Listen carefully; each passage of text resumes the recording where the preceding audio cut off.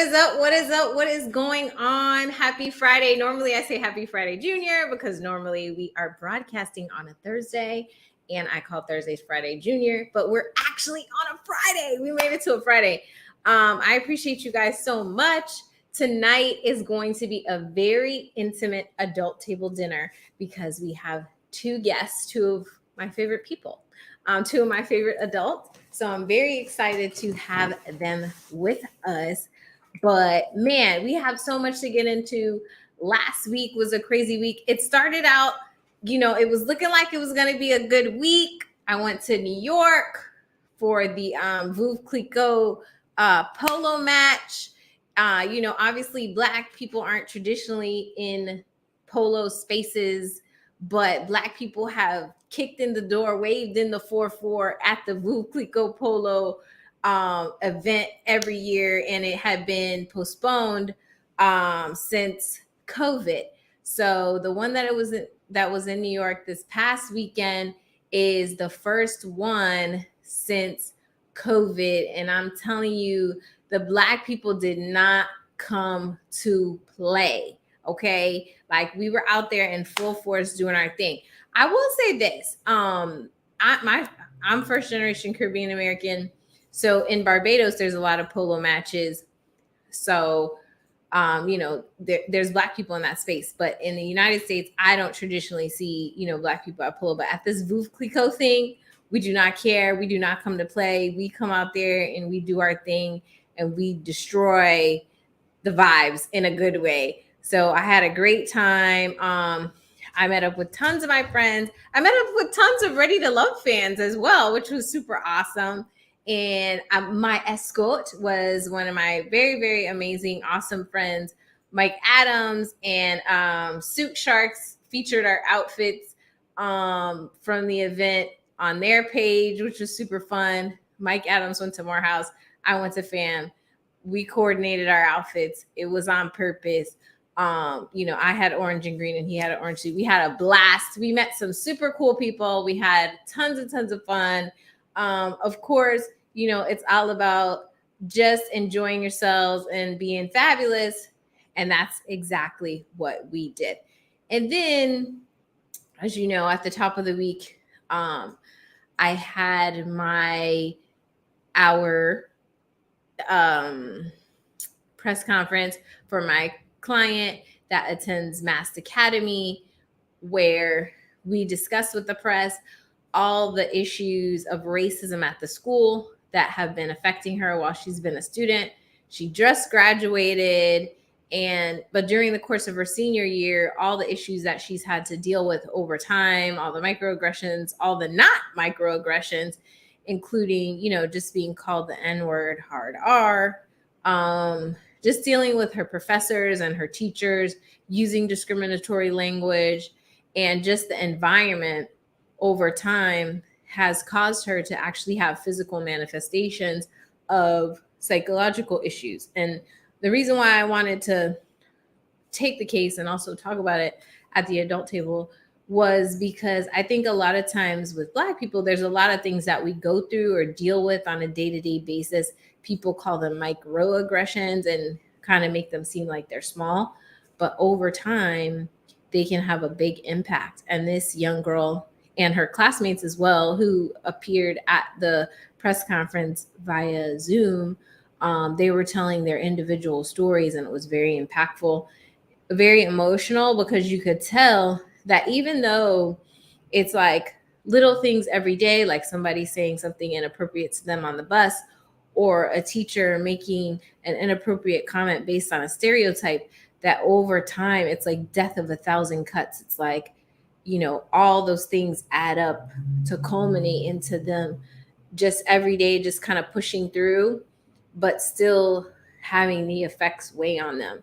And so it's my honor to represent Anaya Upshaw and her family and her mom and give them the opportunity to get that out and to have a platform to say how that affects them and to hopefully affect change. Hey, Shank. And to hopefully hey, Shank, how are you? And to hopefully effectuate change at the Mast Academy, because this academy was actually established to increase minorities in marine professions. It's in Key Biscayne, which is a super exclusive, like small island in Miami, Florida. And that was the point of establishing the school, to get more minorities into the marine professions, because we have a lot of yachts, we have a lot of boats, obviously, we have a lot of marine based professions. So it's very ironic that the school over time has become less and less about that, not just in words and how people are behaving, but just in the amount of minorities that are enrolled in the school. And then, of course, minority enrollment dwindles when word on the street is you are treated poorly, different, traumatized on a daily basis if you're a minority student. So shout out to Anaya Upshaw, shout out to her classmates for standing their ground and saying, we want this to end with our year, even though they've graduated and they are having the opportunity to move on into tertiary education. They're still saying, hey, we want to reach back and make sure that other students have a better experience. So I appreciate them for that. And again, it's my honor to represent them on that. Of course, never not working on Shanquilla Robinson's case. And then this week, obviously, we've been calling for extradition. We need a high level of diplomatic intervention in order to effectuate an extradition of the suspects named by Mexico. Where we're at now, obviously, as we've discussed, is that the FBI has declined charges, but we are asking that the FBI get out of the way, not the FBI, U.S. authorities get out of the way and honor Mexico's warrant and permit extradition of the suspect they have already named in their investigation back to Mexico. And, we're getting pushback on that. But interestingly enough, to quote Tamika Mallory, she said at our initial press conference, I believe, on this case, that what we wanted, quote unquote, was the white girl treatment, quote, end quote. And it's interesting that this week, the main suspect in Natalee Holloway's case is actually being extradited. He's being extradited from Peru to the United States. Jerron Vandersloot, who is the main suspect in Natalee Holloway's disappearance, he's being extradited to America from Peru to face charges on the Natalee Holloway case. And so again, we say, well, obviously extradition is possible. Extraditions happen. There's a protocol for it. It's happening right in front of our eyes. And why isn't it? Hey, Miss Parker, why isn't it happening on Shanquilla's case? So we continue every day to work towards that.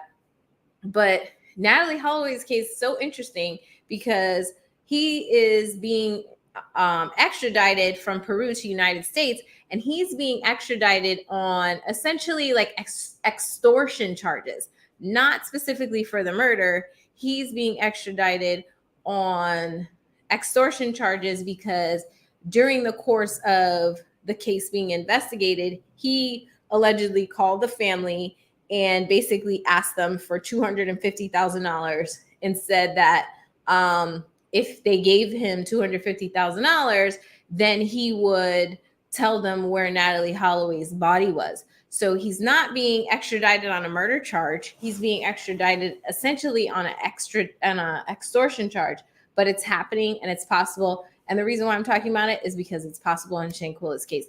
So we are going to keep working on that. I'm asking everyone to stay on top of the State Department because they are the final say and the final word in terms of approving an extradition. So we need all the support and the help and the pressure on the State Department to do that. So it was also a super tough week for moms as we saw the passing of Jackie O in Miami as she was undergoing a surgical procedure and she passed away. Super sad, super beautiful lady. I didn't know her personally, but I did watch some of her boyfriend or her partner DC Young Fly's videos, and I thought he was fun. And I saw them sometimes, him post her sometimes. So super tough loss. Obviously they had a beautiful family. So my prayers and thoughts are with DC Young Fly and his beautiful young kids. And We had the murder of Aja K. Owens on last Friday. That we started the top of the week with that. We started the top of the week with Aja K. Owens, who essentially was killed by her white woman neighbor, Susan Lawrence, because she went to basically see about why this neighbor had threw a rollerblade at her son, taken her son's iPad, and called her son racial slurs. So when Aja K went to confront um, the woman shot her. Susan threw her through the front door. So she didn't have the courage or the guts or whatever that she had with the kids. She shot Aja K through her front door and killed her. Initially, the sheriffs questioned her, and then she slept peacefully in her bed that night because, for whatever reason, when Black people are the victims of crimes, the people who perpetrate those crimes get to sleep peacefully in their beds. Public outcry. The Marion County activists got active. Tamika Mallory got active. Black America's Attorney General, Ben Crump, got active. Everyone got active. And the woman was finally arrested on, I want to say Wednesday or Thursday, on manslaughter charges, which, in my opinion, as a former prosecutor, that is not enough in terms of what she did based on what happened, but it's a start. And I just want to ask everyone to stay with the family, because a lot of times we have to work so hard for an arrest that once we get an arrest, it's almost like, whoo, okay, we got an arrest. But we have to stay with the family through to conviction, because a lot can happen. I can tell you from experience, I've had cases where police excessive force cases where the officer's been arrested. We're not breathing a sigh of relief because we know we still have to work. And we kind of lose the public support, not in that they're not supportive of the case, but that their attention is not on it, because they're like, everything that we were working for, making the calls, etc., for is the arrest. And now we have an arrest. And then later, because the pressure and the attention is not on the police or the state attorney, I've had cases where the cases have been dropped. Cases where the criminal charges against a police officer that uses excessive force. Or I've had a case where it's gone to trial. There's no one at the trial physically other than the family members of the person who's been beaten by the police. And so anything could happen. The judge could make any rulings. The judge here in Broward, there's a precedent that police officers can actually use stand your ground in cases, which is crazy to me, because stand your ground was started or stems from the Castle Doctrine to protect your home. So how it extends to police officers doing their job, I don't know. But those are the types of things that happen when there's not public pressure, and when people kind of say, we've gotten to this part, and then kind of back away from a case. So I ask you to stay with the family until the very end in the Owens case, until through to a conviction. And again, my thoughts and prayers to the family. Very tough. I can't even imagine. She has 4 beautiful babies, beautiful family, beautiful woman, just taken just like that. But we have to stay with the family so that there is accountability, so they know not to come for us. Okay, it's crazy in Florida. As we spoke about last episode, the NAACP has already said, don't come to Florida. Here she is, the shooter, the woman who was brave enough to throw a rollerblade at a kid, but not brave enough to face the mama bear when the mama bear came to see what was going on. Terrible, crazy. So I want to bring my guests in because I don't want to spend the whole time talking about bad news, because the whole purpose of this, part of the purpose of this, is really for it to be an outlet for me, but for you guys too. So I want to bring my guests in But before I do, let me just say this. If you have not been watching NPR's Tiny Desk, get into it. Please get into it. I am a public radio, fanatic, I don't know, addict, whatever you want to call it, because I've been listening to public radio since I was a kid, because both my parents are self-proclaimed kind of nerds, just very into public radio. So I listened to that, growing up all my life, car talk, all that good stuff. So Tiny Desk has always been my vibe. Like, I've always been on Tiny Desk. But let me tell you, since they got this Black lady producing this show, since COVID hit, they really been hitting. And it's Black Music Month. And they had Babyface on there yesterday. And it dropped online like late last night. And let me tell you, I'm just going to play a clip of it. And then I'm going to bring the guest in. But please go watch it. I always get my heart broken. So when I would do that, I'd be writing like these sad songs and stuff. And he has, Tank, I was probably feeling the same hurt. And Shantae Moore as all the girls backup singers. Okay. I know this is for the over 35 crowd. If you under 35, you're going to be like, what? But anyway, I was thinking that I was feeling that. And so I started writing girl songs the foundation and things like, that I could feel. And, my generation of R&B. And I think that this next song, I think it only makes sense. Oh, okay. I can't hear it. For Shantae to sing this song. This is like one of the first songs that, after I wrote this song, man, I started getting a lot more women that wanted me to write songs. Thank you. Y'all want to do it? Yes, Shelly. Yes.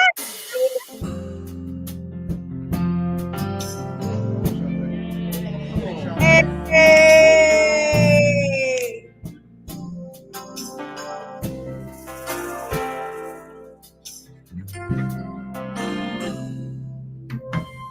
Early in the morning, I put breakfast on your table. Yes. And make sure that your coffee has its sugar and cream. Your eggs are okay. Listen, if you're grown and you don't watch Tiny Desk, I don't know what to tell you. All that's missing is your morning kiss. She did that. Used to greet me. Now you say the juice. The thing about Babyface being on Tiny Desk that's so dope, aside from him having powerhouses as his backup, is that Babyface produced and wrote so many songs during that time, and still does, that like I'm sure he could do a whole 3 hours of Tiny Desk or 4 hours of Tiny Desk just on his own.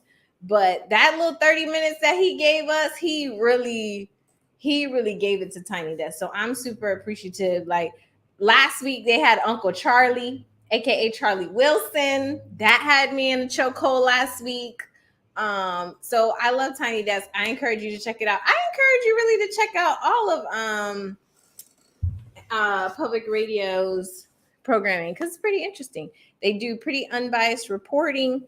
Good stuff. I have an interview with NPR on my page too that we did for Shanquilla Robinson's case. So check it out when you have a chance.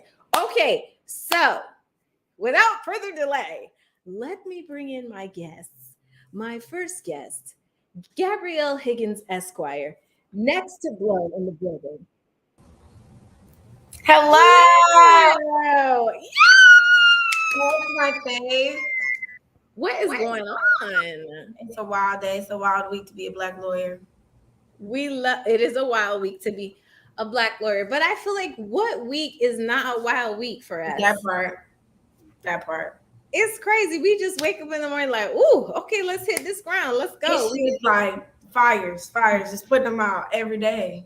Get into it. And especially you, because of the work you do defense work. Mm-hmm. So you in the triage. In the trenches, in the emergency room. In the emergency room every day. Well, listen, I appreciate you and I think you're awesome. And the people appreciate you, whether they know it to say it or not. Okay. That part. I appreciate you. We love the work that you're doing. The people's lawyer. That's the face of the movement, doing the real moving. That part. That's what they say. Okay. So now, without further ado, we are going to have Anthony Martin The man, the myth, the legend, literally in the triage. What's going on? I think he is What's everywhere. going on? He's on the show from triage. I am. How you ladies doing? We're doing good. He's in the emergency room right now. We're not in the room, right? You're like on like in the. No, I'm in my office. Yeah. Let me gather me, please, Anthony. He's in his office, ladies and gentlemen. He's at office. Let y'all know. Well, I'm excited to be here. I'm excited for an intimate adult table. Normally we have like 100 people and we got to keep everything going and give everybody opportunity. And it's crazy and it's fun. It's fun. But every once in a while, just for my Sag nerves, I like to have an intimate dinner with a couple friends as opposed to 8 friends. So I'm looking forward to it. I like it. I'm here for it. Okay, so we're moving on to better news. Tupac got his star on Walk of Fame today. Mm-hmm. So my question is, I don't know, Gabby, I've known you a long time, a long time. We don't have to go how long because it just makes me seem old. But have we had the conversation, Biggie or Tupac, for you? We haven't had the conversation, but I think you know how I'm coming. It's Tupac energy over here every day. It's Tupac.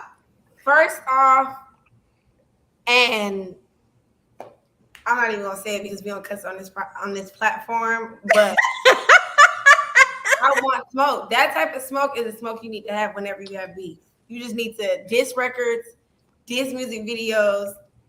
That's what I want. That's it.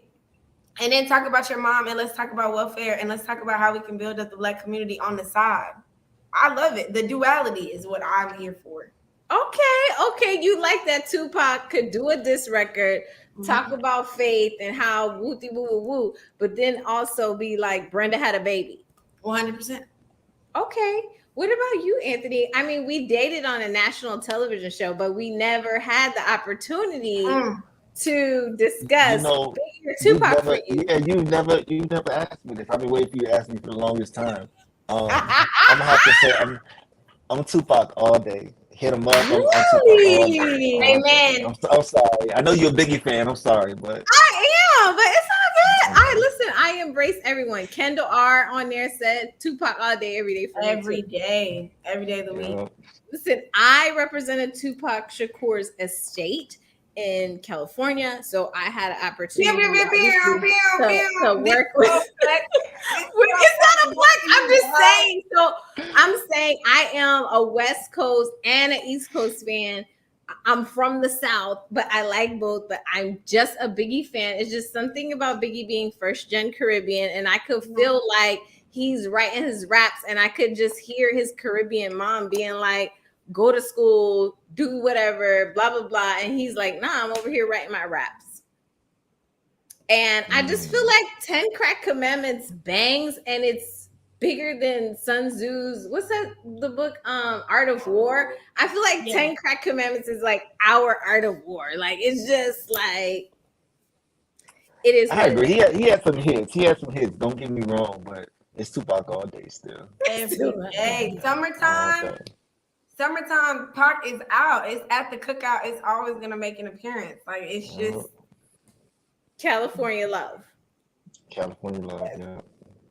Love it. Okay. So he got his walk. He got his star. His sister accepted the star, and she was honored to accept it on posthumously. And she was saying that Tupac, as a kid, as a sister, he always knew like he was gonna do something dope, and she was happy and excited to get to watch him kind of grow and blossom in his career and to like manifest all his dreams and stuff like that. It was a beautiful speech. It was giving. I loved it. I am a Tupac fan, and I think that's dope. I think he absolutely deserves to have that star.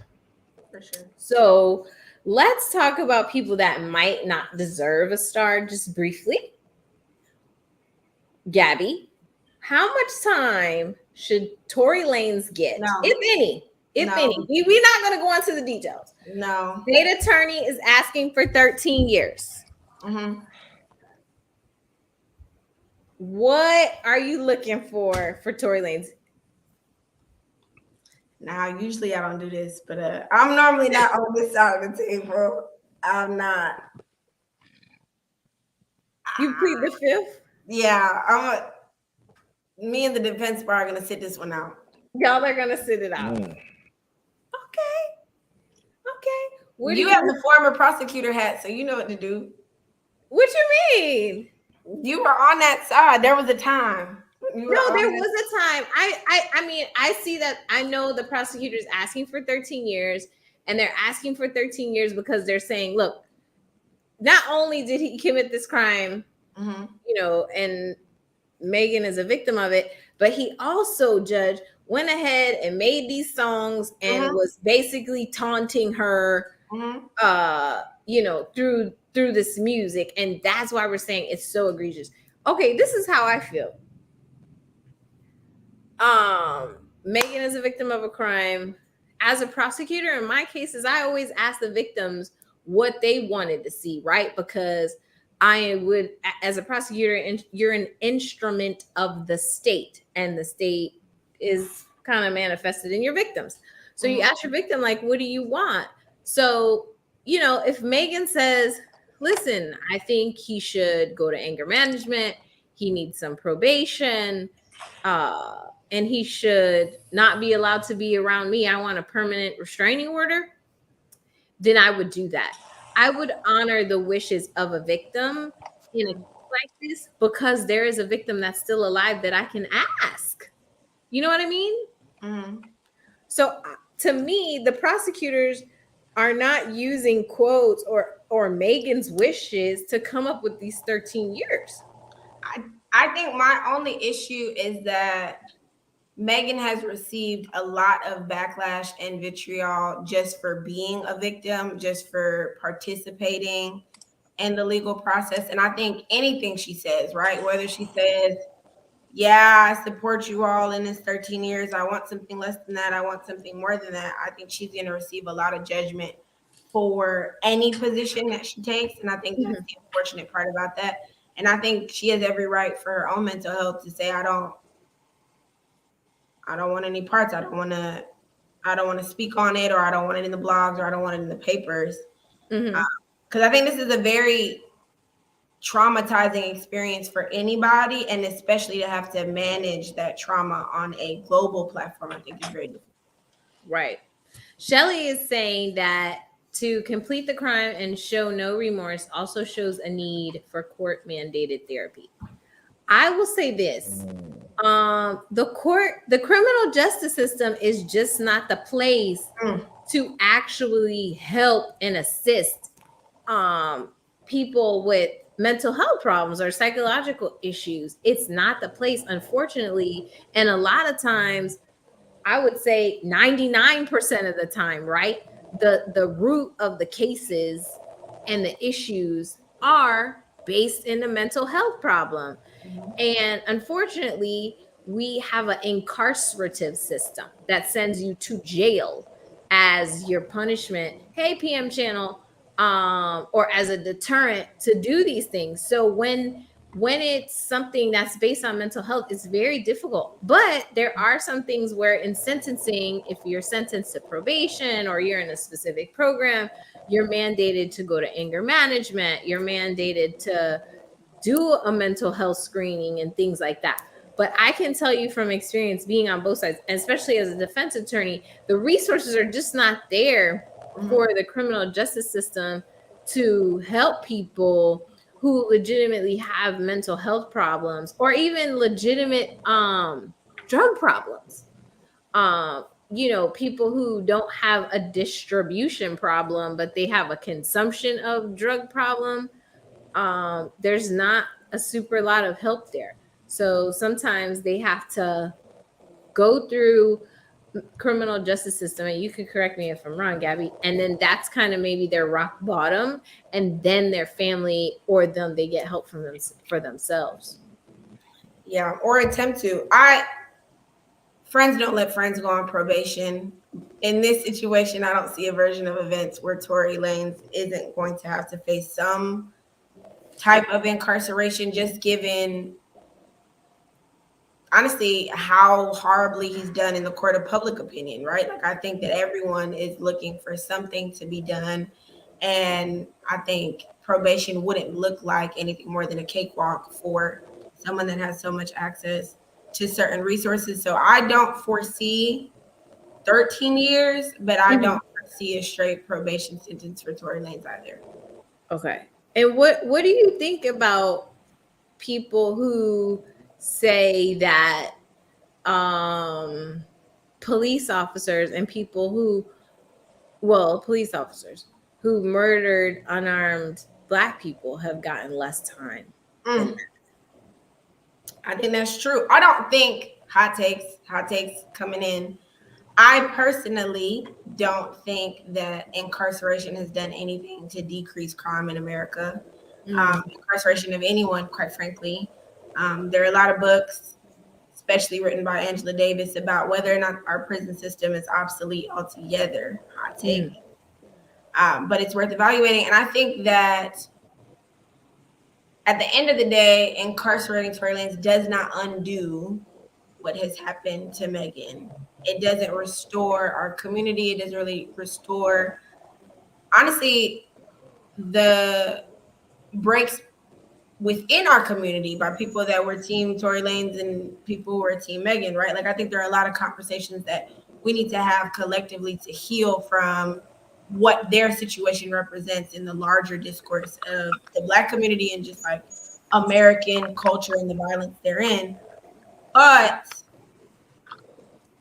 I think race always plays a role in sentencing. That's just the unfortunate truth of the American justice system. And I think that's what's primarily wrong with that system. Okay. I agree. I agree with your hot takes as well with respect to prison industrial complex. You know what just popped in my head, and I totally meant to ask Anthony this earlier. Okay, because you are my healthcare profession expert. So DC Young Fly's wife passed away, as you know, after she had her she had like a surgical procedure. And the doctor that she did it with only has Dr. Zach, he only has an outpatient clinic. So after you get she had like a tummy tuck, she had a BBL, and I think a breast lift. But you have to leave the facility within 45 minutes to an hour. And then they take you to or she went to a hotel. And I saw a lot of people online saying, oh, if you get your surgery at an outpatient place, and I'm sorry to change subjects, but I don't want to forget to ask you this, that you should include in your budget for your surgery, if you're going to do a cosmetic procedure, having a nurse with you post, for the 3 or 4 hours that if you got your surgery like in a hospital, I'm assuming you would be in recovery for like 3 or 4 hours and then leave the hospital like after you're stabilized, right? Or no? So they're absolutely correct when they say that, and that's why a lot of these girls are going to these recovery houses now, which will actually board them for at least 24 to 72 hours until it's safe for them to go home. These doctors are doing this cosmetic surgery, and like they said, they're kind of shoving these girls out of the door afterwards. They're not really monitoring them at all. They're not seeing any post-operative effects or anything, because I see a lot of these girls at the recovery houses. I do their IV hydrations as well. So with that being said, they'll see them 24 hours after their surgery to just eyeball them. That's it. And it's maybe 5 or 10 minutes and they shove them out the door. To be by yourself after a major surgery like this is so unsafe, very unsafe. I wouldn't recommend anybody do it. And a lot of people just do it for financial reasons. They just don't want to pay these houses or these nurses post-operatively to take care of them. But that it's a crucial time after you get these major surgeries done for somebody to be with you and watch you. And if anything goes down, to call 911 for you, get you to the nearest hospital. So being by yourself is definitely not recommended after that. Okay, so you think medically that after you have any procedure, but definitely a cosmetic procedure, you're supposed to be like on the machines and like monitored, right? Well, I mean, yes, but the machines is just most likely just for you to come out of anesthesia.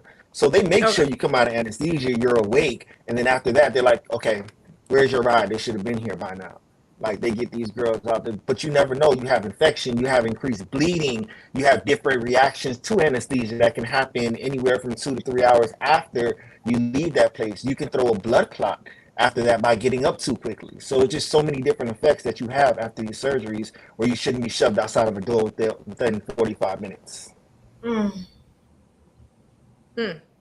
Okay, note to the girls, because I'm more of an advocate for do what you want, because this is the era of freedom. So if you want to do that, do that. You want to get your surgery, but be safe about it, be smart about it, do your research and just make sure that you're the safest you can be. So I definitely appreciate you kind of like breaking down that it's just too fast to just be by yourself and not kind of have somebody continuously making sure, during, you're saying even like 24 hours, 70, 48 hours.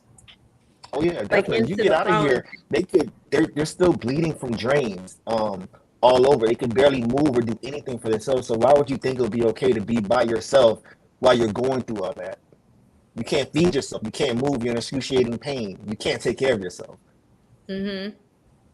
Practitioner said at least know the signs of pulmonary embolism and the importance of leg calf compressions. Okay, practitioner. I agree. I think, I don't know the medical part, but I definitely feel like it would be important to make sure that if you're not, like you said, for financial reasons, I guess, having it in a facility that's an actual hospital, then to make sure that you have that monitoring some kind of way afterwards, either hiring a private nurse or being in a facility where you can continuously be monitored. Do you think that there should be some repercussions or some backlash against the doctor? Because I feel like because now the doctor, obviously people are going to associate the doctor with her passing away. Like, is there going to be some repercussions like with his license or anything like that? Because I've heard really good things about him. I don't know him personally, but I know a lot of girls that have gone to him, and they've said that, he's been really forthcoming, really upfront with them and told them, hey, look, I don't think you need to do this. You don't need to do this. Like, go home, sleep off. So I don't really think he's in it for monetary reasons. I do think that there needs to be an investigation, though, figure out exactly what went wrong in her case. To see, was it negligence? Was it just something that just was inevitable, that just happened, where it went wrong? So I definitely think it should be a formal investigation going on into that. Okay. I don't know how on the internet you guys have been. I want to talk about Travis Rudolph, but I have to talk about this briefly. I don't usually get into rich people business, but Brian McKnight Jr. and Brian McKnight had beef on the internet this week. And the reason why it hurts my heart is because Brian McKnight is like, he's that dude, the wedding song dude, so it's like he's R&B, like he's foundational R&B for my generation, like Babyface. So then when he did a post and he named his new baby Brian McKnight Jr., and apparently his oldest son's name is already Brian McKnight Jr., and he's basically like was only acknowledging his new kids, not his former kids. And listen, I'm going to be the first to tell you, I do not get in these rich people business because I do not know what the dynamics, what the family dynamics, etc. But at the same time, as a parent, I know when something just looks mean. Like maybe because I'm more in the gentle parenting era. But this looks rough. Like, even if your kids are adult kids, even if your offspring are adults, it can't be easy for them to hear, watch, or see their dad kind of not acknowledging them. But I thought Brian McKnight Jr. handled it in a very adult way. He kind of was like, I'm not going to change my name. It is what it is. I'm proud of my legacy. I went through his page. He kind of he is a R&B performer as well. And he was like, it is what it is. And I was like, okay, if that's how he's handling it, fine. Maybe they have an understanding. And then Brian McKnight comes back with like the retort to his son's thing and is like, I changed my will immediately after these posts, and us being estranged from each other as a family is mutual, and I am only acknowledging my new baby as he is my new legacy. Like, it was giving Game of Thrones. It was giving Bridgerton. I was like, what? Are we in the 1800s? What are you talking about? What? I mean, Anthony, you're a dad, a girl dad, an amazing dad. So I'm not comparing. I'm saying, how would you feel in a situation like this? I heard the story. I heard his whole stand on there a couple of weeks ago where he went on and he said, different things about his kids and why he did what he did. I don't know any situation that would cause me to do something like that, to be honest with you, say those things. I don't know what's going on with the mother or the dynamics or whatever. I'm going to love the hell out of this kid till I can't love you anymore, I mean, I understand they're grown, grown people are going to live their lives. But at that point, I think, we just handle family business, within the family. We don't come online and we don't discuss it and, I'm disclaiming you, I'm doing this, I'm doing that. It's a bad look on his part. I'm shocked that it came from him, honestly, because I know him as the R&B guru, Mr. Love Him Softly, So I can't believe he's like, hey, that's how I know him as. I still play his music to this day. So to hear him say all this, I'm just like, yo, people really do have demons. We are not all perfect, But I hope they figure that out because it's real messy and it's nasty. It's not a good look. What do you think? What do you think, Gabby? Like, if you're Brian McKnight Jr.'s mom, are you calling your baby daddy like, sir, what is going on? Are you like, you know what? That's how he is. I'm calling NPR and telling him not to give him a tiny desk. That's what I am doing. Because I wanted the Brian McKnight tiny desk. We can't even support it because he's out here being messy. I think the whole thing is messy. I think a lot, like you said, we don't like to dabble in rich people business, but at this point, a lot of rich people are putting their family affairs on the internet. A lot of these conversations are conversations that I don't think any of us should be privy to, let alone discussing. And for them to put very sensitive matters on Front Street like this, I think it's unfortunate. And I think regardless of if Brian McKnight Sr. thinks that he's moving in the right way, either of the juniors are going to see this. The youngest junior is going to see this when they grow up, and it's just embarrassing and improper. And I think, other hot take, the mother condoning this type of behavior and honestly co-signing that naming of her child, knowing that he has an older son by the same name, I think is a little ick too. So you're saying new baby mama wife who's like, yeah, name our son Brian McKnight Jr., even though you already have a junior. And let's pretend Brian McKnight Jr., the first, doesn't exist energy. I think participating in that delusion is equally weird because you're a parent, right? So there has to be some level, some link of empathy to the previous children, to the older children. Even if you want to support your man and stick beside him, I think that's one thing, but to co-sign the naming, to attach your kids to that amount of family conflict, I think is a bad look. What if she didn't know? What if he told her, I don't talk to these kids. It is what it is. I've given them, they have their trust funds and we're estranged. I told you about my client. My client and his brother have the same name because his father had two baby mamas and they were both in a race for the junior. And they both named their kid the exact same thing.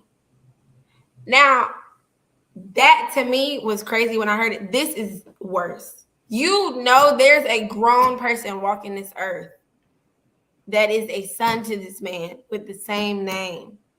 and you gonna turn around and co-sign naming your kid that? That's crazy. That's crazy. The race is a little crazy. The race was nuts. The race was nuts. That's a lot. But this year, she lost the race. She lost. There's a I don't even know. I think you got to be third now. It ain't even Brian McKnight Jr. It's Brian McKnight the third on the list. And no, because Brian McKnight Jr., the first one, has named his son. Yeah, so now Brian McKnight the second. The third. The third? Oh, yeah. You're right. So hold on a second. So now it's 4 of them walking around now, right? So it's 4 of them. BM1, BM2, 3, and then the new baby is 4. It's 4. So you can't. They all gonna have bad credit. All of them. All 100%. Of them bad credit. 100%. Man. Oh, it's wild. It's wild. Okay, so let's talk about Travis Rudolph. Okay. Travis Rudolph was a wide receiver for Florida State University. He played in the NFL. He gets into a relationship. The reason why this dovetails is because he was in a toxic relationship.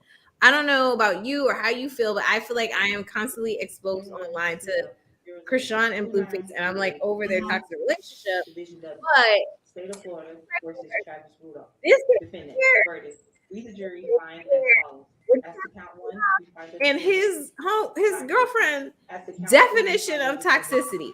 They get into an argument, and she calls her 4 homeboys and tells her homeboys shoot up his SHIT. Right? Not guilty. The homeboys go over to Travis's home and act on what she's advised.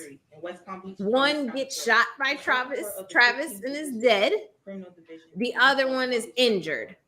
And then they charge Travis with murder and attempted murder in Palm Beach. It is a crazy case. We sit through this whole case and we're like, well, hold up. Mr. Rudolph got into an argument with his girlfriend, and she went ahead and sent the goons over there to try to get him, and then this is what happened as a result. Not guilty. What? I don't know. This here, this is a lot. This is a lot. Because can we blame Travis Rudolph and who he chose to date at all, Anthony? Okay, in that sense, I'm sure he saw the signs. I'm sure he knew what this young lady was possibly capable of, because we all do when dating someone. So I mean, I would partially say yes, we can't get on him for who he decided to date. Now that's a little extreme though. To send the 4 goons over to I would have did the same thing. I would have took more of them out. He didn't take enough out. That was crazy. You said you would have done the same thing in trying to protect yourself. Of course, definitely. Okay. All day. Okay. Well, I'm confused to why he's even being charged at all for it. I mean, I'll let Gabby take it. Why do you think he was being charged? Because he's black. In today's episode of Because He's Black, I think he was charged because he's black. I think this case didn't get dropped before trial because he's black.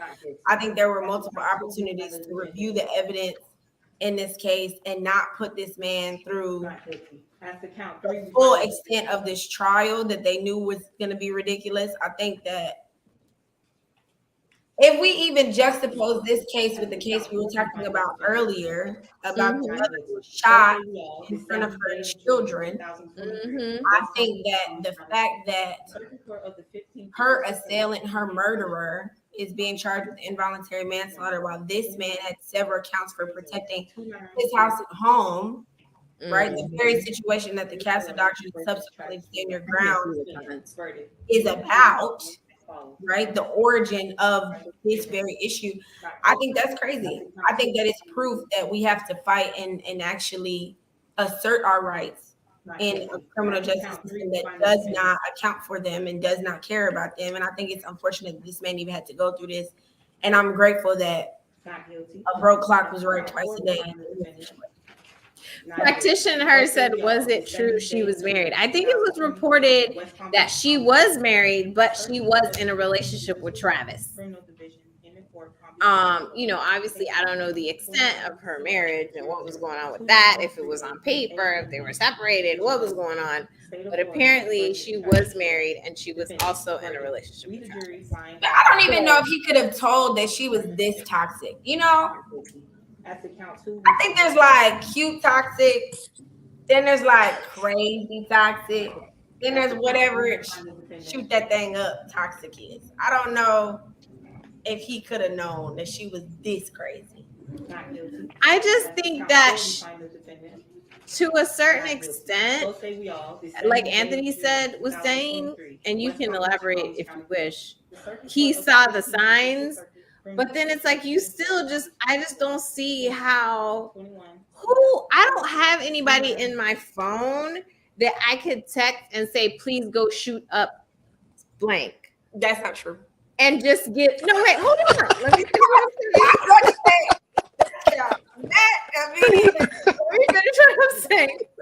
I'm saying. And not actually have a legitimate reason. Not like just like, I'm in my feelings, I'm mad. So roll on this person. Like it has to be some real stuff. I personally, as somebody with 6 brothers, know not to really go there unless it's a reason for actual war, like actual war. I would never, be in an argument with anybody and wish death on them or want them to die unless that is the force that they came at me with. You know what I'm saying?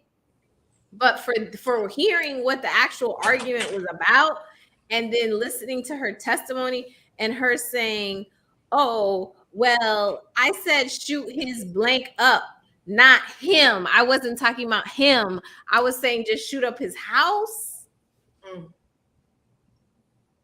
I want to first clarify that you do have hitters. So anybody on YouTube that's listening, no, we ain't got hitters in real life. I mean, we don't advertise the hitters. Okay. I think you have to advertise the hitters so people know how to behave accordingly. I will also say people should just behave properly because that's who they are. And then if you have to introduce hitters, then it is what it is. What is understood doesn't have to be said. You know I get it. Everyone's on notice now, okay? Landon represented a couple Ja Morant. Okay, she bought that life, all right? Also, we would never have it on via text message. I think the real issue here is you texting, like you're not. You got a point there. The text message is where she lost me. WhatsApp, Instagram, DM, don't put it in writing. Go ahead and call Pookie and them if you want to send them over. But writing, nuts. This is not legal advice. No, it's not. Not legal advice at all. This isn't how to get away with murder. This isn't that. I'm just saying that wasn't her best move. That's all. Yeah, this is definitely not legal advice. But there's no but. This isn't legal advice. I think this is first 48 common sense, to be honest with you. That's all it is. I'm just saying. Travis is a dead man walking. Please go shoot him. That's just it's the please for me. It's the please.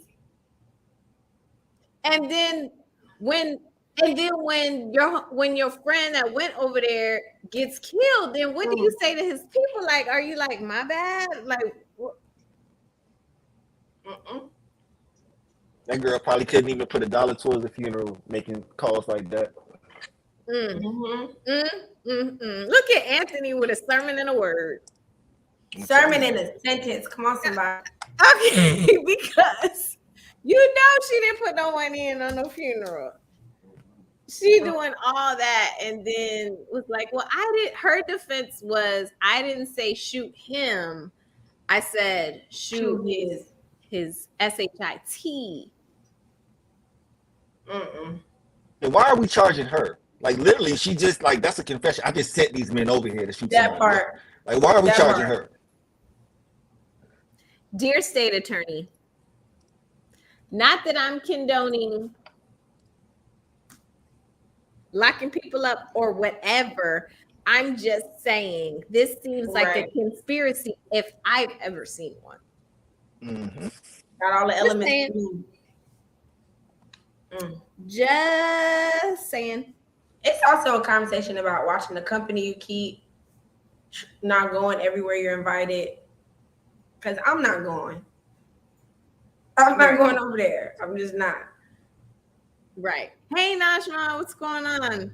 Najma Brown in the building. What's up? Okay, listen. I don't know about you guys, but I saw today Vivica Fox was on the Sherry Show. Well, that old thing. And listen, my era is Clueless, Stacey Dash, Vivica, Nia Long, all those, that's my era. Okay, so I know when Vivica and 50 were dating. Like, I remember them going to the BET Awards. I remember how she was looking. I remember how 50 Cent was looking at her. I remember all that stuff very vividly. Okay, so when Vivica went on Sherry Show today and Sherry asked her, oh, you know, would you ever consider spinning the block with 50? And she says, well, Jennifer and Ben got back together, so it's possible, or I don't see why, or whatever the case may be. And then I see all these kids, pardon me, respectfully, on the internet trying to go in on Vivica, talking about, oh, he got Cuban, and oh, he got Cuban, and why y'all he's in a whole relationship, he got a whole girlfriend. I'm like, y'all did not really know and understand who Vivica is. Okay, like right now she's chilling. She's in her grown woman era. She's chilling. This is her chilling. This is her in her auntie era. Okay, but when 50 Cent Curtis was up under Vivica, she was in her act bad city girl era. It was something serious. You don't remember this, Anthony? I remember. I was like, what does he do? What's going on? I think it was one of those things. He just checked it off the box, though. I think it was one of those things. It was one of those situations. You think 50 was checking off saying, I dated one of the baddest? Check. Yeah, like Megan, definitely. Like definitely. Megan Good. Yeah, that goes down in history. You kidding me? I had Vivica Fox, man. We used to watch her when we were like this, so that was a check. Really? Yeah. So you don't think they were like a legit thing? No. No. That was one of the things I conquered. I came and I conquered, and I'm done. Okay. So how do you think that her saying it is like some disrespect to the girl that he's dating now? Definitely not. No, she's just speaking her mind. She's just saying what it is. No, it's not. No disrespect at all, sweetheart. It is what it is. No disrespect at all, sweetheart. No what do you think, no. Gabby? Do you think it's a disrespect? I don't think it's a disrespect. I think Vivica Fox talks about 50 Cent way more often than 50 Cent ever talks about Vivica Fox. I feel like she brings him up in many an interview.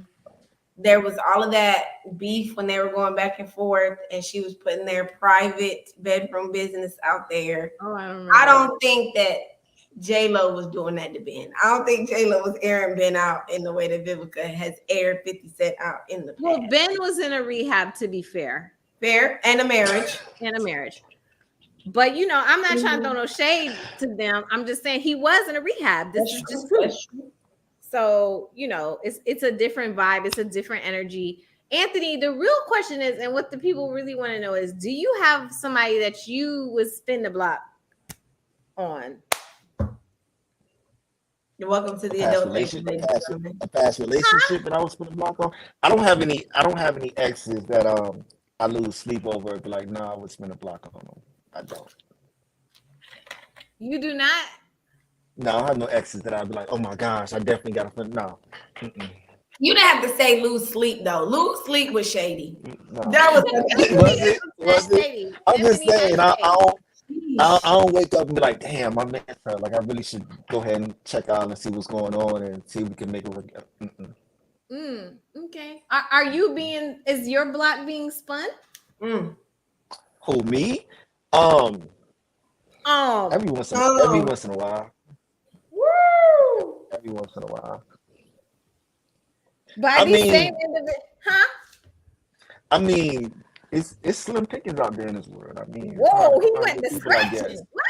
I think it's hard to find good people out here. So when you think about it, you had a good person, then of course you might want to check up on them and see what's up. Check up on them and see what's up. Yeah. Okay, Gabby, you don't have to name the person, but like would you? No, the block is short. You know what I'm saying? The block is short. The block is short. So I don't think there's enough space in the cul-de-sac to spin per se. You know what I mean? Yeah, I don't know if we can spin, but no, I'm not spinning. I'm definitely not spinning. It is what it is. They gone. Right, they farewell. Say la vie. Shout out to all those people. I feel sorry for it. I don't know this. Sorry, talking about shade. You talking about me and shade? You said I don't lose sleep. There's nobody I'm losing sleep. That was unnecessary. Them girls in the comments I'm breathing just fine. I'm sleeping just fine. So I'm good. I mean, I'm 40, so the block is not short, and I feel like my exes have a season. Glory. I don't know if it's the moon configuration. I don't know what it is, but there's a season where everybody spins the block. Like, oh, what's up? How are you? When they really start showing up? October. Sag season, they know it's right around the corner, and we getting ready to act up. So October, people start getting real friendly. They like, oh, it's almost your birthday. You finna act bad. I'm trying to tell you, October, right before Thanksgiving, when Mariah Carey starts playing in the grocery stores, it's over with. The men are back. I tell nobody to know this. It's every year. It's an annual thing. Now they all, they gonna know that they do it in unison, but it's definitely a season, and I'm definitely, very kind. So, I'll respond to basic questions. But for the most part, I just kind of play dumb because I'm like, we go through this every year. So your kindness is just you responding? That's your kindness? I'm like, I'm still fine. I know. Or whatever stuff they saying. I'm not saying I say I'm fine. I'm saying I'm responding to whatever they say. I'm like, absolutely. And no, for sure. 2001 was amazing. You know what I mean? It was a great time. And time has been kind to me. You're right. And it's been kind to you. Okay. Well, God bless. I mean, what can you say? What can you say to exes, Anthony? What can you say? I mean, these HR greetings are just killing me right now. Like, these are human resources all day. All day. Oh, that's what you be doing? Me? No. I'm nice to everybody. Najma said they're checking to see if you're available. I mean, what can you say? You're absolutely right. Hey, how you doing? How's your mom doing? Okay, cool. Everybody good in your life? All right. Everybody's good over here too. Have a good one. I mean, what else can you say? Yeah, what else can you say? Do you send selfies? Do you send selfies or anything? It depends. Sometimes you might have to. Let them know you still look good. Every once in a while, you might just have to. This is how I look today. If they don't follow you on social media on one of their fake accounts or whatever it is, then send them a selfie. You're talking to somebody. Say her name. At this point, say her name. Because what? Fake account.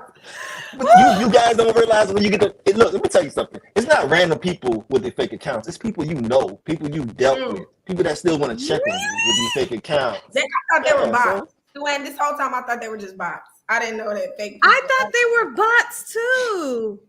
Nah, they know you. What? Yeah, they know you. I know you lying. Yeah, so if they ever holler at you, like, hey, you feel like they not following you on social media, send them a picture. Let them know, hey, this is me last week. Let them know. Okay, what about sending a picture of you with somebody you're dating? Don't do that. That's unkind. Yeah, don't do that.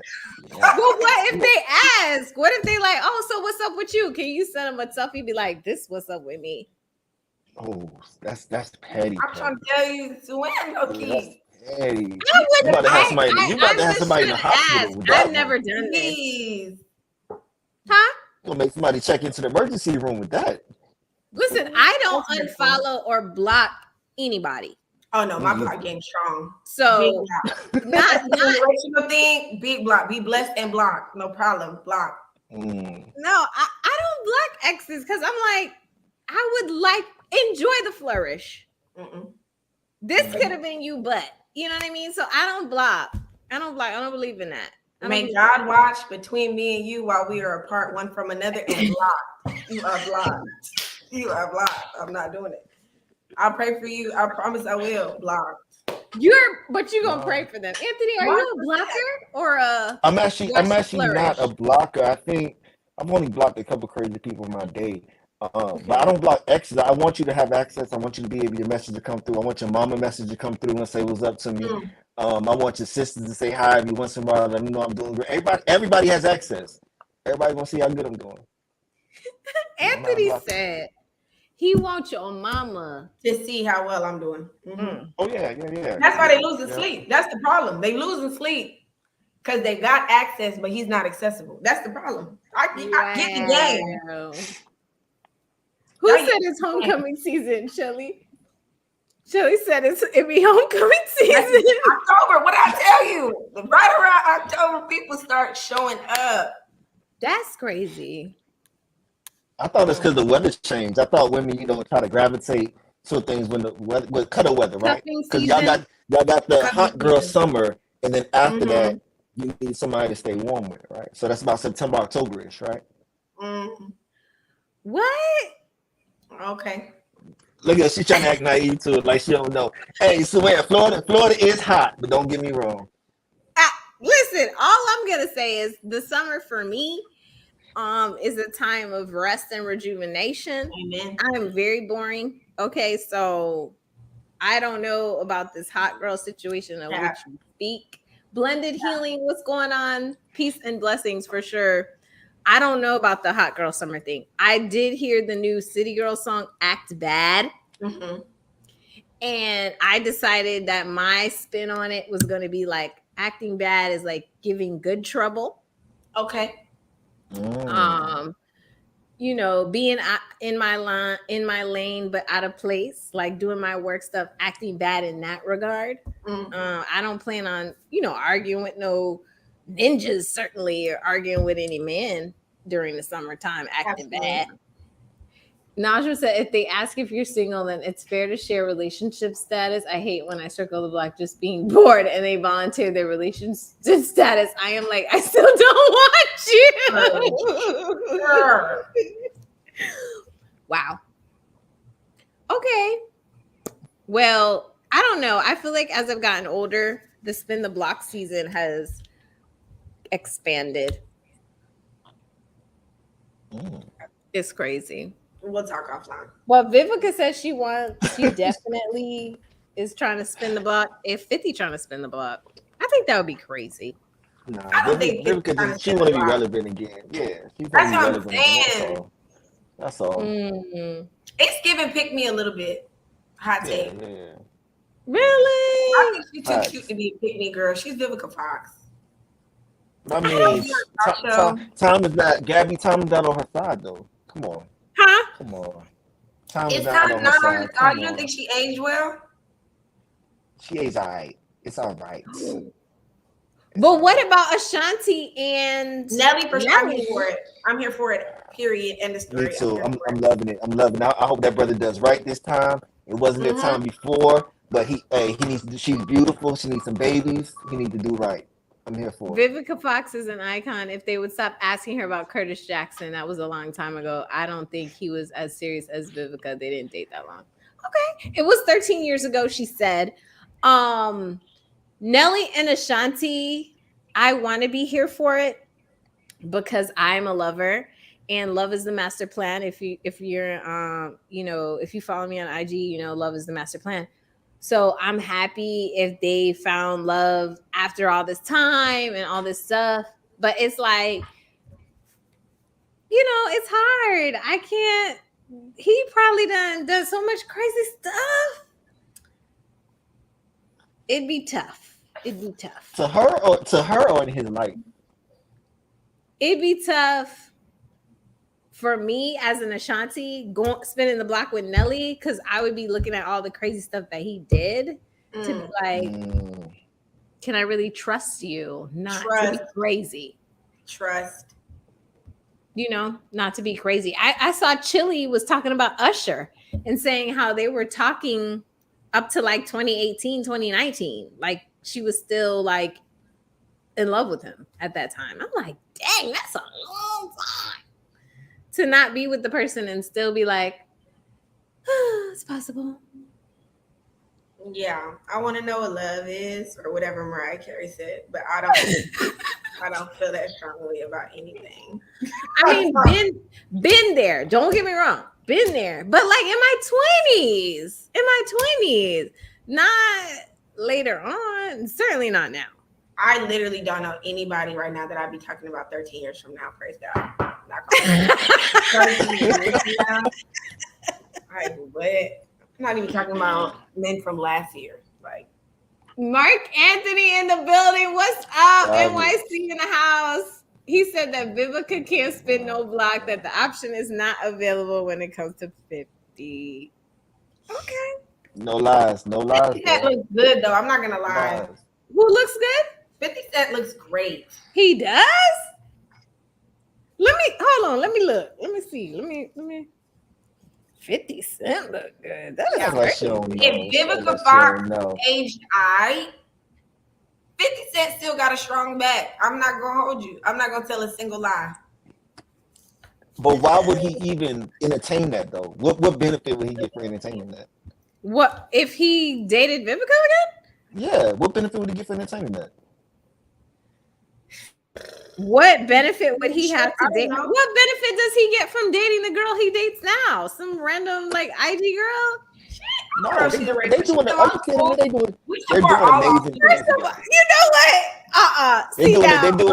They're doing amazing things together, ladies. Amazing things. Come on. Right. She's in law school. I support her. She has been in law school for about 5 years. No, she is not, Suan. It's okay. She's part-time, Suan. It's okay. She's part-time. It's okay. Listen, I'm not mad at the girl. I don't have any beef with Cuban Link. I'm saying that Vivica was actually a working actress and an icon in the business. And the lady that he's dating currently is not that person. She is an icon on Instagram. So how does what she? I don't understand. You still not telling me how it benefits him. How it benefits who? It's him. Oh, how does it? So I was asking to counter how is he benefiting from dating the person he's dating now in the business or whatever? She's up and coming. She's something new to him. She's something he can build and grow with. Vivica Fox has been there, done that. What? She's been there, done that. Where? In life, what do you mean? Like you just said, she's going to law school. She's beautiful. She's a brand ambassador. She has a lot of things going on. Vivica Fox has been there, done that. But Vivica Fox is like freaking 80 years old. What is he gonna do with her? She can't even give him no babies. Like she really can't. What are you gonna do with her? Baby thing. What you gonna do with that? I'm just saying. What is he gonna do with that? Companionship. Just be honest. Wait for it. Just be real. What's up? Just what am I being real about? You feel like Cuban Link looks better and she's younger. Just go ahead and say that. But don't. I will 100% agree with that. I will 100% agree with that. She is a brand ambassador. I'm saying to you, brand ambassador for what? To do what? Vivica Fox accolades makes no difference to this man. It doesn't. What she's accomplished makes no difference to this man. Okay. It doesn't benefit him in no way, shape, or form. When they were dating, it was making a difference, is my point. I don't know. If Cuban Link, if they went back to the past and it was between Vivica Fox and her. I don't know. You know what I'm saying? The issue is Vivica actually had a career. She was an actress. I'm saying this girl is not, you know, I'm not trying to disrespect her. I don't know much about her, but like you said, she's on Instagram. She's a brand ambassador. She's in law school. She's not in her career doing something to be like, oh, she's an icon. People really look up to her, whatever. It's not that case. That's all I'm saying. I'm just, you know, it's not a comparison. As a man, for different reasons than he dated in the past. None of That's that. Fine. As a man, he don't care about none of that. Not one drop. Who doesn't care? 50 Cent don't care about none of what Vivica Fox has done. It don't make no difference.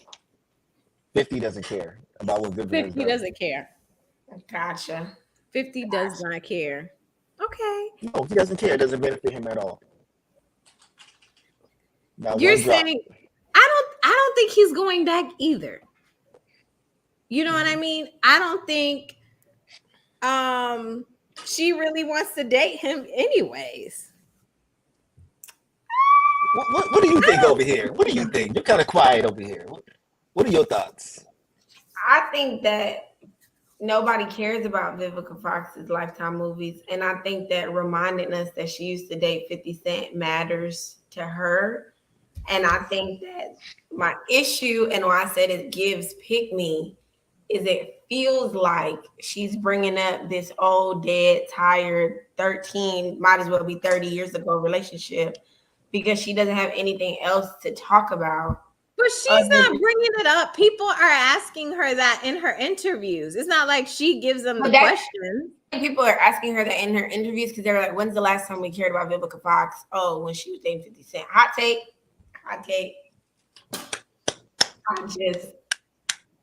And I think people are 50 Cent is still in the conversation, right? Like he has the power universe. Like he connecting yourself to somebody who is moving is helpful. I just, you know, if she was like producing something, maybe if she was on Zeus, I would care. She has a whole show on the Queens of on Fox Soul. She has a show. No, you guys don't care about that.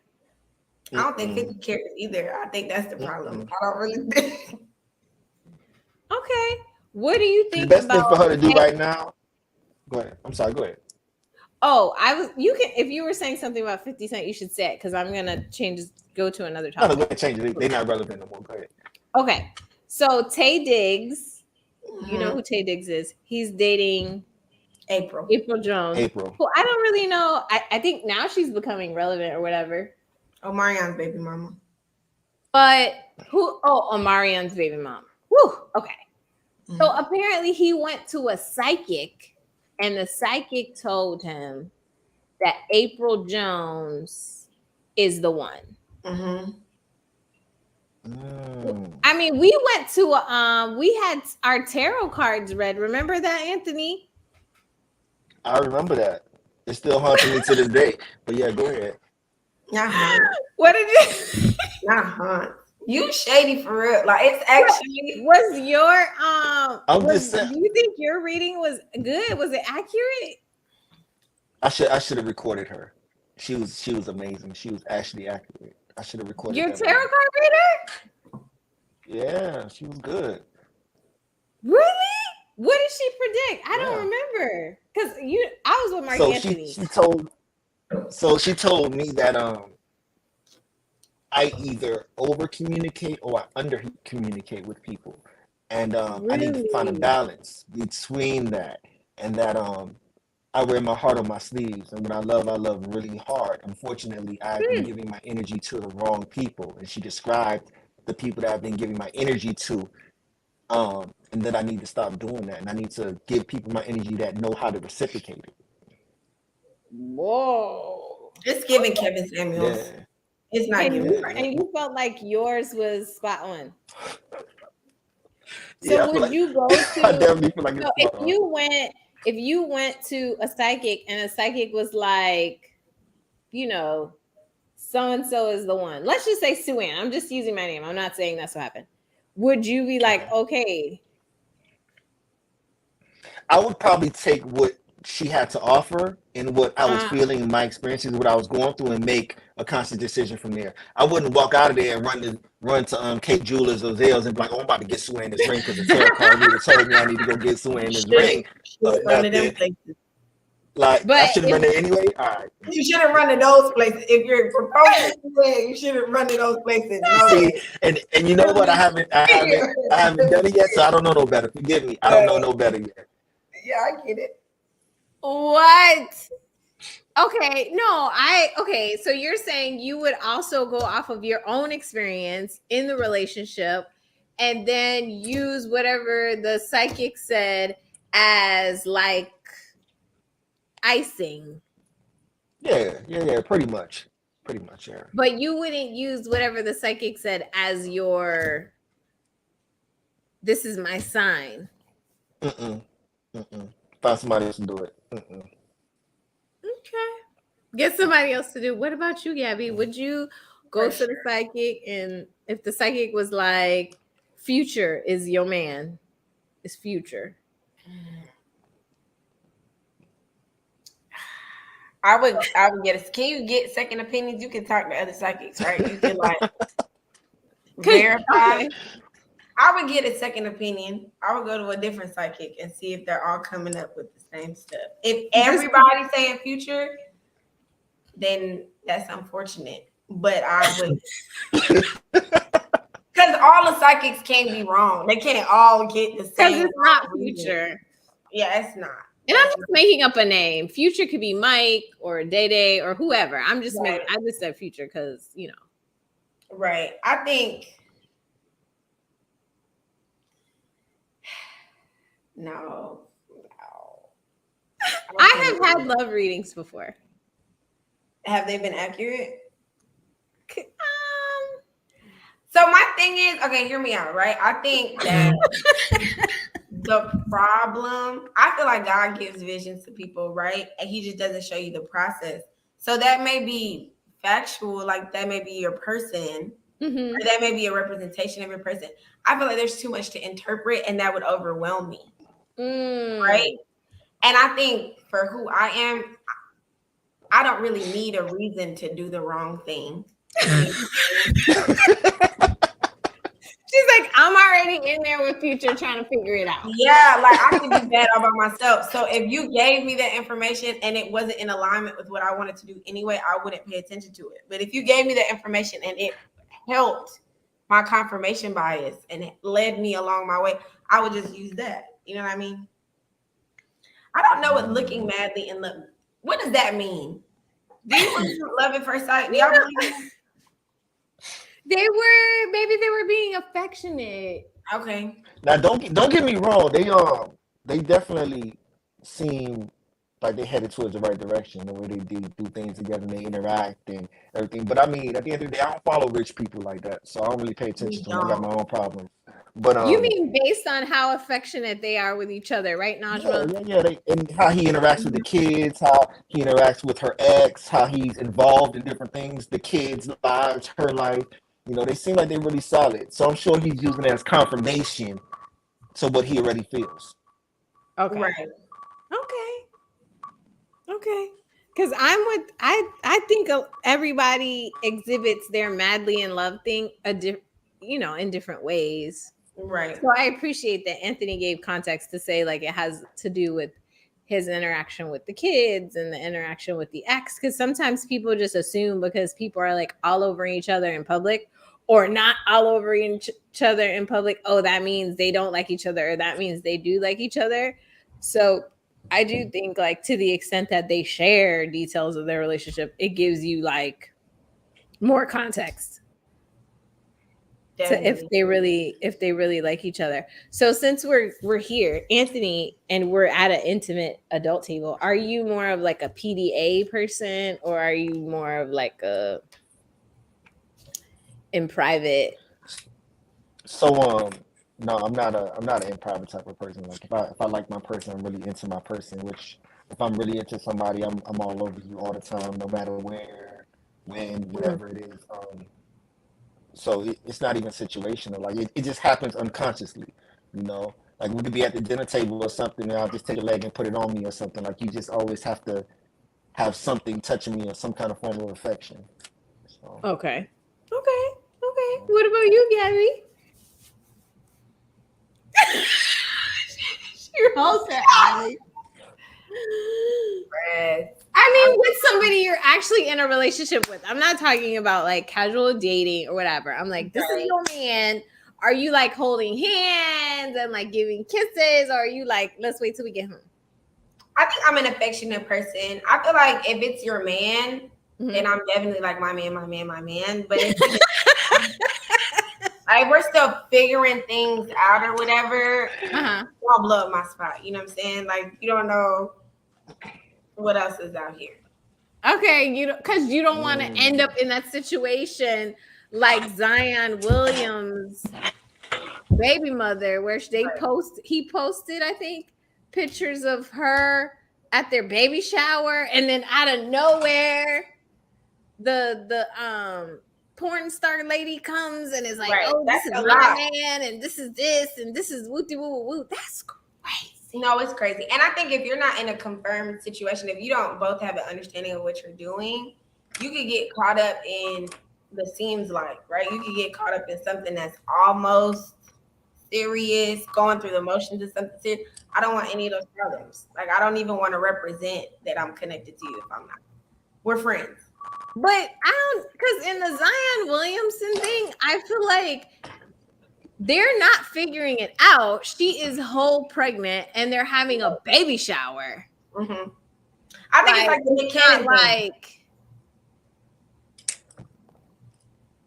right. But I think the level of that, for example, I think for me, if I'm just dating a person and I'm getting to know them, I may be affectionate in private to see, like, if there's a connection, whatever. Mm-hmm. But I'm saying if I'm going to be in public, holding your hand, holding myself out as a person in a relationship with you, I'm not doing that if I'm not in a relationship with you.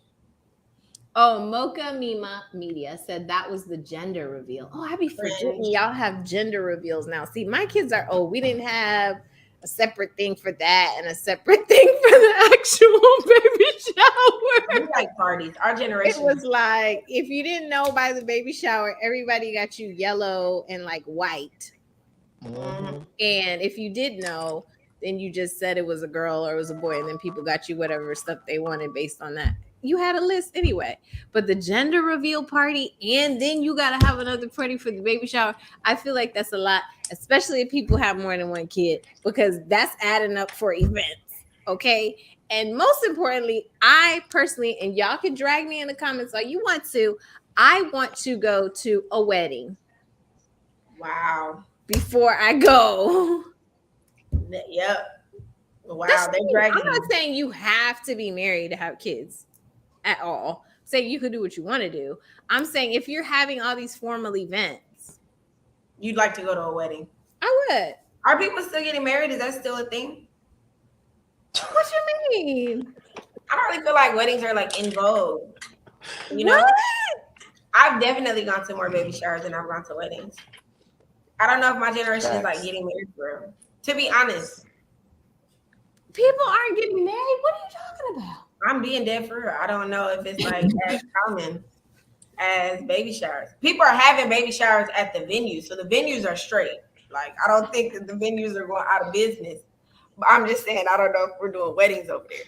Mocha said that Mariah Mills didn't know how to play her position. She went nuclear. Okay, this is my position on it. And again, I do not know anything deeper than what was on the internet about these individuals.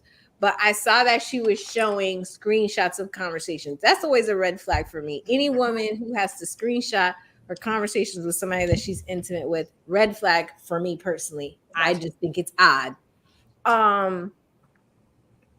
But it seemed like she was screenshotting conversations from Snapchat and like DMs. And I just don't feel like you're in a deep, committed relationship with a man whose main point of contact with you is Snapchat and your DMs. I'm not, listen, and I'm going to admit I was born 1982. I'm 40. So I'm a bridge millennial. Mm-hmm.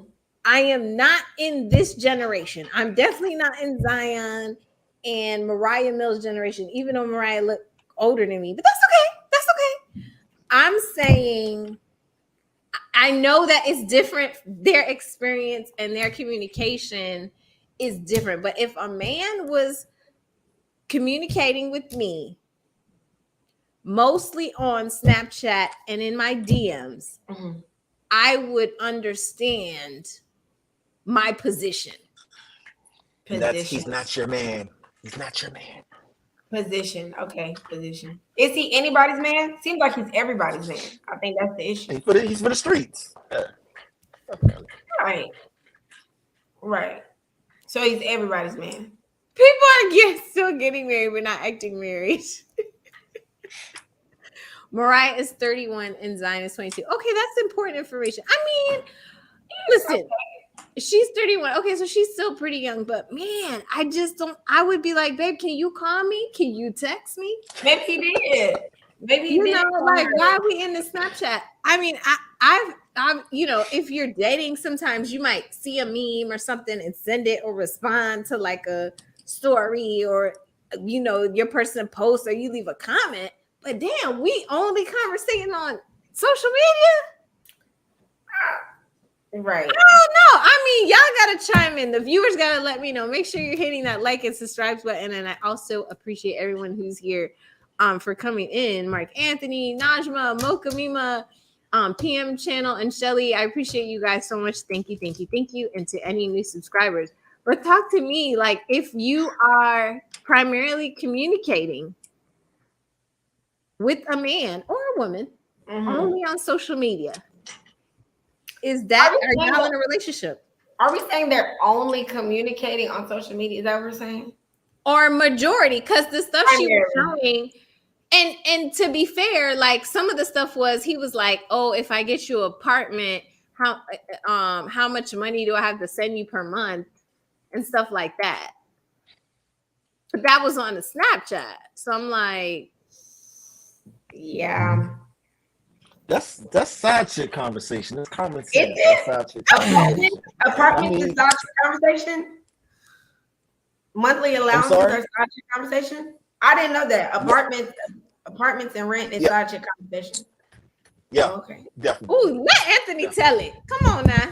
Teach us. The game ain't sold, it's sold. So go ahead.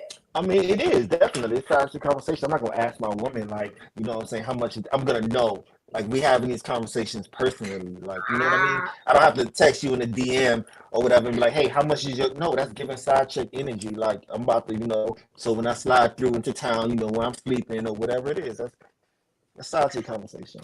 Gotcha. The fact that it's happening over Snapchat and the DMs on social media, that's side chick 101.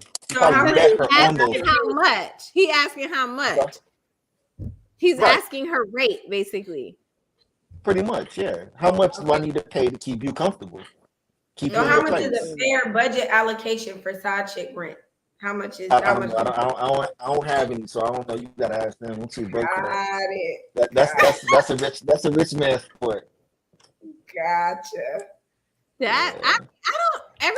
People have been saying that's a rich man sport, but as a first gen, I've seen a lot of people, have be in poly relationships for their entire lives or their entire course of their relationship and just kind of accept it, which is, I feel like people need to be honest and let people make a conscious decision if they want to be in a poly. Yeah, ethical non-monogamy, I guess. I feel like to me, at my big age, at the adult table, it's like, let me know. If we are in a poly or you would like to be in a poly, be like, hey, Suan, I think you're the bomb. I think you're amazing. But I was thinking I'm also going to have this whole other family. What do you think about that? And then let me be like, hell no. But it's been real. You know what I mean? Okay, but if people are doing it for the thrill of it, doesn't the thrill, like, doesn't it lose its luster if you tell people and are like honest and transparent and all of that? Lose its luster? It seems to me like some people are cheating, like, keep it edgy, keep it spicy. Like, I'm doing this naughty thing I'm not supposed to do. And I think if you're straightforward and honest and transparent and an adult age. I don't know if but some people don't mind. Like I heard, well, I guess that's a bad example because I was gonna say Young Miami said, but there's some people that don't mind. Like some people are like, it's fine, like my deal breaker is long distance relationships. I ain't gonna do no long distance because when I get home, like I want to see my person, like I want to see them as much as possible. Like Anthony was talking about, I want you to put my leg on top of your leg. Like you got to be around me. Also, there is that gap for you to have that poly situation if you live somewhere else because you right, you're in a whole other place if you don't have the discipline. But I feel like if you want that, right, then why wouldn't you just date somebody else that wants that too? That's like, you know what? I don't want you up under me every day. But I think that would require like emotional maturity, and awareness and like a willingness to effectively communicate. And I'm saying oftentimes what I have seen are people who dabble in the philandering typically aren't the most emotionally mature. That's what I'm saying. I'm saying what you're asking for, right? People being upfront, honest about their needs and values, effectively communicating those needs and values, operating from an abundance mindset, assuming that which they want is available for them. I'm saying people who subscribe to that paradigm of thinking typically don't be immense. You know what I'm saying? Because they don't need to be immense. Okay, Shelly said that there's a TED Talk and a book and a blueprint on the new monogamy agreement. Yeah. And couples could benefit from the new monogamy agreement. I just want to be clear, since we were clear earlier about the hitters situation, I am definitely team monogamy. Yeah, for sure. I want the old monogamy agreement. I don't want the new one. I want the old one. I want the old agreement. I want a traditional man. Drag me in the comments if you want to. I don't want you to wear nail polish. I'm sorry. I just don't. It's getting spicy. I don't know. It's just not a thing for me personally. I'm not saying people can't do it if they want to. I'm saying I want to wear the nail polish. You know what I want? I'm showing my age here, but I'm stepping into your hallway soon. I want turtleneck leather pants men back. I think we should bring that back. I think the Morris Chestnut era, the R&B era, turtlenecks and leather pants, I'm here for it. Turtlenecks and leather pants.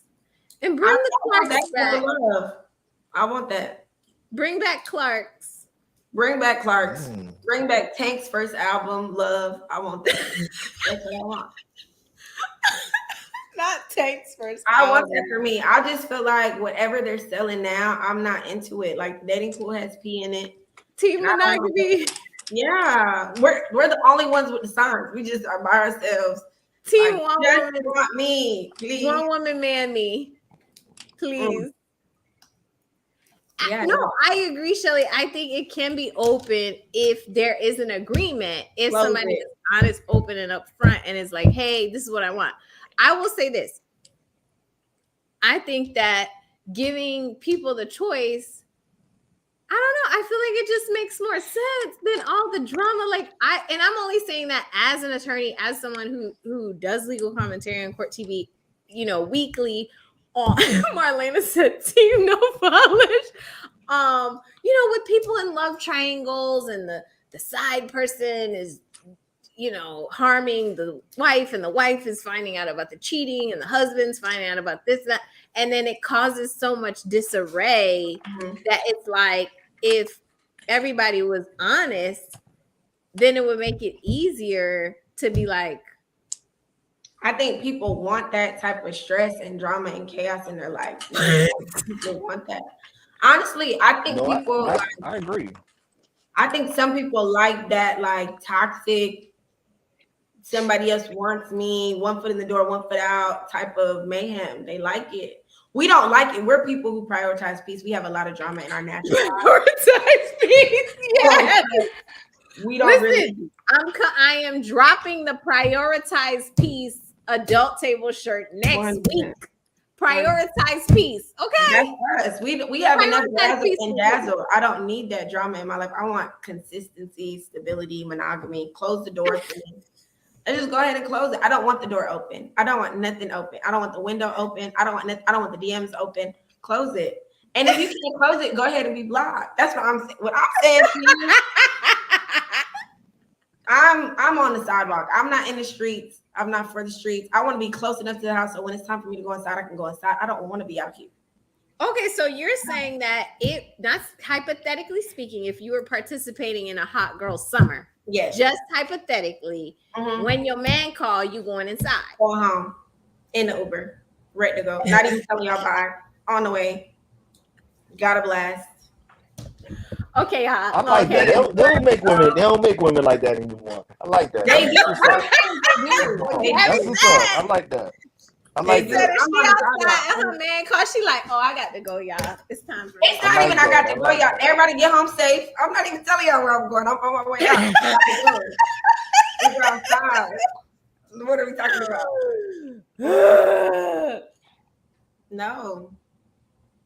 I don't want no ethical agreement, nothing. No, I want whatever the Adam and Eve post-garden version. I want that. I want this is my man. You doing crazy stuff down here. How about you, Suanne? Are you leaving the event and jumping in the Uber when the call Anthony, comes? I'm at home already. Oh, hey, I would clap. I would clap, but I got my phone in my hand. So I'm not gonna clap. I'm at the house. My manning. I am, putting away the leftovers from dinner. Like I'm at home. Okay, I'm not outside. Not outside. Not outside. If I'm outside, we're outside together.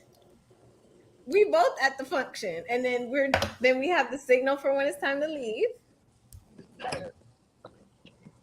For sure.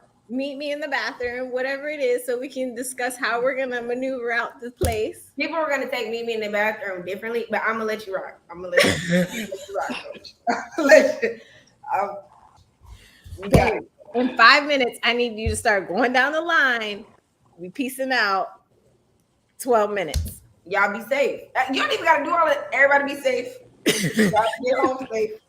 I'll see y'all at the next one. Everybody get home safe. Marlena, what's up? Street Disciple. She said people don't have conversations because they are selfish and some want to have options, but they want to have their main partner to themselves only. That's true. Anthony, I'm asking you a question. Do you think that you can throw a rock and find a good woman? Do you think that there's an abundance of good women out there? No, I don't. Absolutely not. Wow. Absolutely not. Nope. It's wild. It's a scarcity out here. You A think scarcity? Scarcity, he said. Meanwhile, people losing sleep about the man. About a couple people was losing sleep, but it's a scarcity. But those are not good women. They weren't good women. Their mamas were. Because the mamas text can go through. The moms, the sisters. You know what? That's a topic for a different day. How the about mothers affect the daughters? Do you feel like you're at the age and stage where you could date the mom and the daughter? Or the daughter? Not both. Ooh, that's a good one. No. Really? No, I don't think so. You don't think you got a couple more years?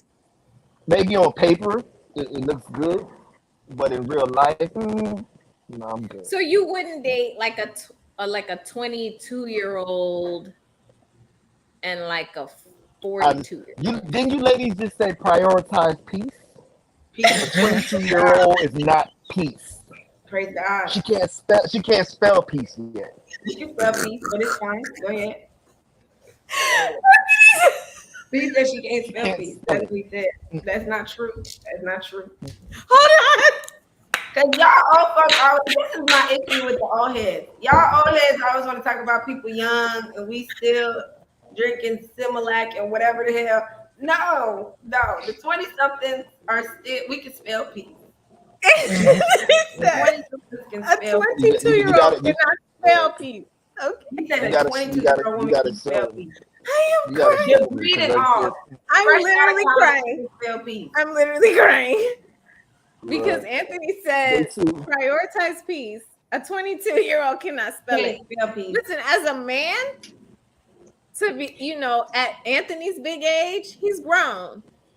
Anthony said, it's a no for me. It's no. Yeah. Okay. I can't do a 22-year-old. I understand, and it looks advertising. It's very attractive. You know what I mean? But it comes with a lot that I just don't want in my life. I don't need it. Like, I'm good. I'm good. Because, look, I stay in my lane. I stay in my financial lane, my emotional lane, my spiritual. What's your lane? It's not a 22-year-old. What is your lane? 32 to 52? I try not to really put. I mean, the people want to know. That's why I'm asking. You know what I'm saying? No, I don't. So, I try to keep it 10 years. At least 10 years. I try not. Okay. I try not to go lower than 10 years. I try not to. You 30? I try to stay around that bracket. Give or take a couple. But as far as older, I probably wouldn't do older than 45. 45? No. Yeah, so you wouldn't date Angela Bassett? No, I couldn't. I couldn't even do it to her. I couldn't do it to her. You ladies are looking at it from a beauty standpoint. You're looking at it as a beauty standpoint. There's a lot of things I want that Angela can't give me. Because you want to have another kid. Exactly. Okay. Angela can't give that to me. Okay. Done. That makes sense. You want to have another kid, so you got to keep it in a certain low range. I don't know. You might have to go slide down there with, with the peace, with the unpeaceful. The unpeaceful, right? Listen, I'll stay with my one. I will stay with my one in that case. All right. Well, you heard it, ladies. Anthony said 30 and up. To 45, childbearing. And peaceful, emotionally intelligent. Is ready, or I guess you don't even emotionally intelligent. Do you have to have a driver's license? He said they do. You can't be 22. Oh, listen, Cardi B ain't got no driver's license. It's okay. So that's why I'm. Okay, so ladies, listen. If he said prioritize peace, under 30 need not apply, and make sure you are prepared to have another child. To have a child. Exactly. Do you have a limit on how many kids they can have? I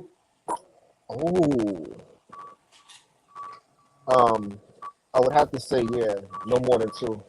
No more than 2. Okay. He laid it out. Gabby. Okay, so go ahead and say your age, just your range. I'm giving my age range? Yeah, for dating. Okay.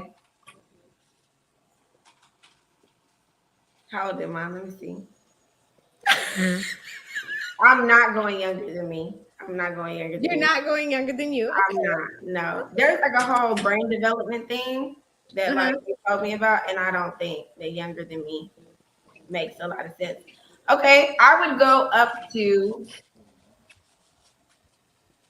40. Okay.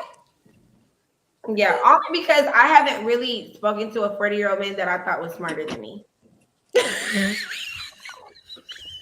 To be honest. I know, right? I just have it. I'm just saying. Let me just say this. Age ain't nothing but a number. Right. Wow, that shade was real. Our limit on baby daddies. I agree. I'm both ways. Limit on baby daddies, limit on baby mamas. Because then it just gets complicated on the holidays. How many people you got to keep track of? How much if the kids' little child support checks? That's a lot to organize. Anthony knows I believe in organization. I like a man with a planner. For sure. A color-coded chart, even better. So it's like if you got a lot of if you doing the Nick Cannon thing where I need a chart for every holiday for whose house we got to go to and who got to get what, that's too much. I'm just not there emotionally, mentally, physically, or spiritually to do all of that. You know what I'm saying? Like, that's just too much. And no shade to Nick Cannon. Like, I met Nick Cannon, great dude, when he was going to Howard, because he had a thing with Colin Kaepernick. They used to do Know Your Rights, and cool dude, but he didn't have all them kids then. The kids were recent. What's your age range, Sue-Ann? I see you trying to skate out of answering. What? My age range? Yeah. Okay, so I'm 40, as everyone knows, because I say it all the time. We love that. So I would date younger than me, but not too much younger. I think like 37. Okay. Like, if I'm talking about Anita Baker and Luther Vandross and you don't know what I'm talking about. What I'm saying is the people know what you're talking about. Y'all be making it seem like it was 2 hours ago and y'all had pet dinosaurs and stuff. It was just the other day. It was just because listen, I've been through it. Because listen, I am at the age where I could date the father or the son. You can. Okay? I could. I don't, but I could. Okay. You know, thank you. I will give a shout out to my mom for my genetics. Like, I'm at that age. So no 20-year-olds. Okay. Listen, I appreciate the compliments and everything, but I have the kitty corner of the adult table and I'm fine with that. Okay. I'm happy. No, you are not. No. Kitty corner is not an age issue. Okay. With respect to the adult table, it has to do with your perspectives and your position on things, not an age range. I'm talking about in dating, especially. Oh, we lost it. You guys lost me? We can hear you though. Oh, okay. I can hear you. In dating, it's different because in dating, sometimes there's certain conversations and just certain things. I mean, I'm not going to sit up here and say I've never met a 20-year-old that, you know, wasn't intelligent. I'm just saying that's not the standard. And then the oldest, I think, maybe even the granddad, she said she likes her meat seasoned. I don't know because I was married and my husband was 10 years older than me, and I thought that was an ideal situation, and it was not. So I don't know. Maybe 45. Okay. You have a short I think I want to stick to like within 5 years of my age. Okay. Like below and above. I think 45 to 35. I think that works. Because I feel like there's more like generationally and relationally in common. But there could be, you know, that guy that's 50 that I'm like, oh, okay, sir. I'm not going all the way to 50 with you, but I get what you're saying. You can't go to 50 with me. You can't go to 50 with me. Because you're Gabby, how old are you? I can't even tell you. She doesn't want to say. Okay. I don't think you should be ashamed of your age. I'm hanging out in the 20s club for sure. Loving you. Mocha said, give her a 60-year-old impotent man. Jesus. No. No, because late 30s and into your 40s is supposed to be your prime for certain things. So I don't want to date a 60-year-old impotent man. No, thank you. Well, I am appreciating everybody who's in the chat. I'm appreciating all the new subscribers, everybody who's liking. I appreciate PM Channel, and I saw Practitioner, I saw Najma, I saw Mark Anthony. So I appreciate y'all. I very much love it. And I love the intimate adult table. We got to just chit chat and talk. And you know, I use this as part of my therapeutic outlet from all the craziness and the hecticness that goes on with work and whatnot. So I appreciate both of you for coming in, hollering, talking with me, being with me, and just kicking it, and keeping it real, and being adults. Where can the people find you, Gabrielle Higgins, Esquire? I can be found on Next Blow. I love that. I'm so happy that you coined that. I'm on at Gab TV, GABB TV. That's where I'm at. Okay. Wait, Khalees is allegedly dating Bill Murray? I love that. I love Have I told you this? I'm obsessed with her. The farm life, I'm so over. Okay, other hot take. I'm over living in America, and I feel like my 5-year plan is to just do the farm thing somewhere else, like Khalees. I have the hair. Bill Murray, though? Maybe not with Bill Murray, but I have the hair. Like, I'm gonna do the overall thing, and I'll just make my own food and just live my life. Like, I don't want to, and I definitely don't want to be in a DeSantis America. So so if Bill Murray pulls up, he's older. Right. How much older is he than Khalees? Bill Murray, he was in the first Ghostbusters, but you don't know anything about that, which is okay. There's nothing wrong with that.